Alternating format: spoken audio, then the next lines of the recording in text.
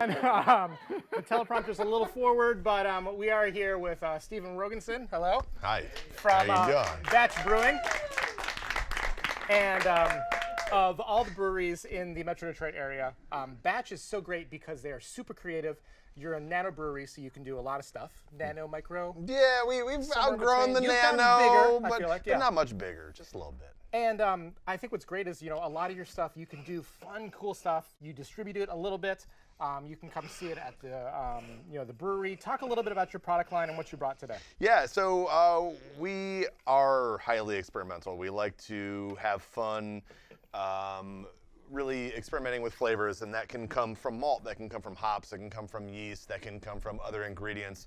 What we do in the brewery is very dramatic, very, very democratic. We sit down as a team and we write recipes, and everyone has an opportunity to have input.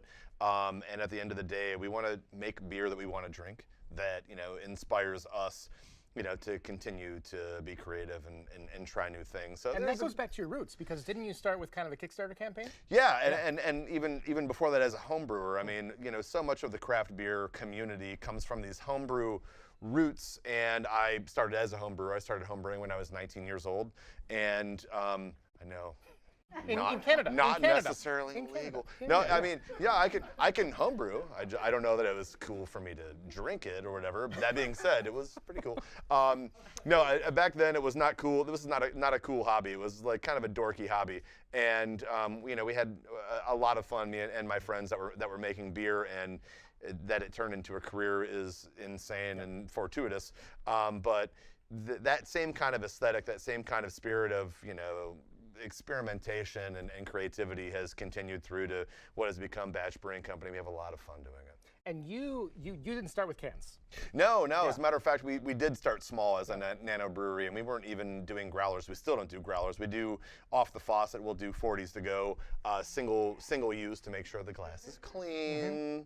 And people don't bring some funky bottle back that they want me to put my pretty beer into, and then drink one beer and leave it in the fridge, and then give it to a buddy a week later, and this is terrible. No, that's not happening.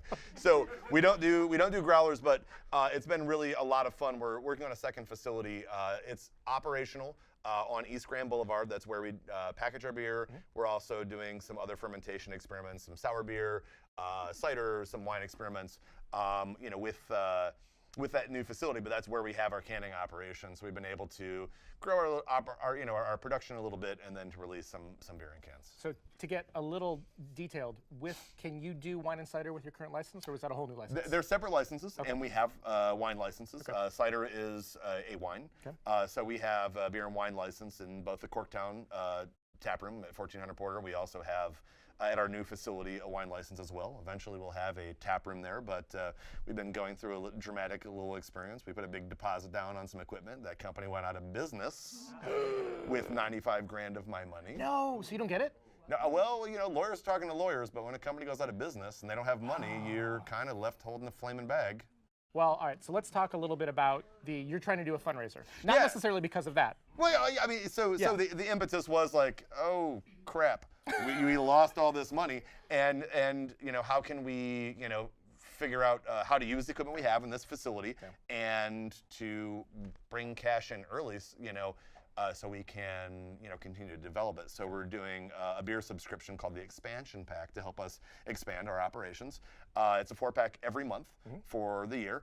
$120, so $10 a month, and you get a 4-pack every month. Every one of these beers is going to be a unique beer, one that we haven't made, for the public, or won't be available to the public, only to subscribers. So the Expansion Pack is, we're selling it right now. It'll become available at our 4th anniversary in February, which we'll be launching then. So I actually signed up for this on my own, paid full price. Super excited about this. Yes.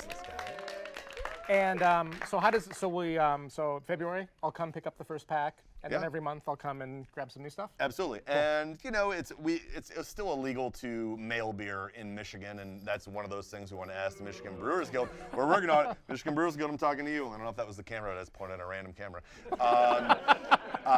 We rely on our trade associations to help us evolve and grow our business. That would be something that'd be really helpful to be able to ship beer. But in the meantime, If you subscribe to the expansion pack, you can come pick it up. If you can't come every month, we'll keep it waiting for you. So you can come, pick it up every other month or once a quarter or twice a year.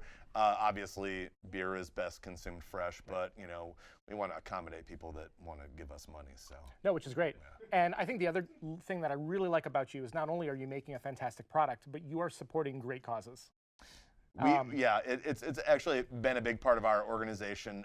Even before we opened, we started developing an idea called the Feel Good Tap, and it started as an in-house initiative, and it's since become a separate organization, 501c3. Yeah. It's about 40 organizations participating in it right now, but paying back into the community, help supporting nonprofits through craft beer sales. It's such an easy thing to do. That being said, it's a lot of heavy lifting. So we're continuing to grow the organization, find the best ways to operate it. But craft beer and the craft beer community has always been really philanthropic. So to do something collaborative has been a lot of fun. So I feel like I've interviewed you at least 10 times on different shows. Sure. When you first started Feel Good Tap, you were in like 1 or 2 locations. Now you're all over the place. Yeah. And basically what this is you can go to a restaurant, they'll have a special Feel Good Tap, and part of the proceeds go to the charity, right? Yeah. Anybody that's participating in the Feel Good Tap has a different beer on tap, and they take that beer. It could be a local beer. It could be at a brewery, something they made specific for the Feel Good Tap, or their everyday beer, and they take the normal price and they raise it by $1. Okay. And those dollars at the end of the month, they pass to us. We combine them with money from other breweries and other beer bars, and we deploy it to different nonprofits across the state. So this year we'll probably, I'm not used to this live audience thing. This is fun. This year we'll probably raise about $150,000 somewhere. Oh yeah. Anyways, it's a really no-brainer. It's such a natural fit to what craft beer does and what breweries do already. But to do that collaboratively, and throughout the service industry, it's a lot of fun. So the other thing is you are hosting a event coming up soon, which I also think is a great cause. Talk a little bit about that. So our brewery is founded by myself and my business partner, Jason Williams. We're both fathers of daughters. We're both from a time and a place where we would like to see our society continue to move forward and grow and evolve into what we hope that it can become. And one of the things that we continue to see in craft beer and the booze industry in general is continued objectification of women. It's really just that day is long since past. And moons ago, a couple of employees, including one who's here with us, Courtney Burke, wanted to do a beer to celebrate their birthday, and the opposite of a girly beer, a big imperial stout, ended up with the name Dick Smasher. The opposite of objectification, some good old-fashioned emasculation. So this beer has gone on to inspire a conversation, which is turning into like a really organized conversation within the industry for people in the service industry, in the beer industry, and the alcohol industries to come together and talk about the role of objectification, of the patriarchy, of this really outdated idea of how people relate to each other in the beer and alcohol industries. And it's a lot of fun because I'm not running this. I don't have anything to do with it. I'm a dude. What do I have to talking about patriarchy? So Courtney is actually working with some women and leaders in the restaurant and service industry in the conversation with Dick Smasher as the platform to talk about that. Perfect. People can go certainly get more information about that. That is great. Thank you so much. And of course, everyone, you get a beer, you get a beer, you get a beer. Everyone gets a beer. So yes. So thank you so much for joining us on this episode.